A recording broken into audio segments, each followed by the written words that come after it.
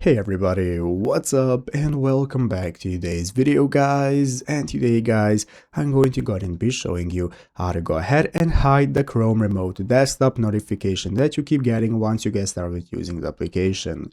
This is a very simple thing to do, so make sure to watch this quick and easy video till the very end, follow my steps correctly so you can make sure that this works the same for you and you can do this yourself. But yeah guys, let's get straight into it. So the first thing we want to do is to go ahead and open up the official Chrome Remote Desktop website right here, remotedesktop.google.com, if you have not already. And from here we can get started. So this is going to go ahead and open up this home page where you're going to see two buttons that say access my computer and share my screen. So the access my computer button is going to enable you to securely access your computer whenever you're away, and the share my screen button is going to enable you to share your screen to collaborate in real time or connect with another computer. From here we can get started. So to be able to open up the application, if you do not already have it downloaded, you're going to click access my computer and it's going to enable you to set up remote access by downloading the application. So as you can see, once you download the application, you're going to go ahead and be able to set up this computer to be remotely accessed.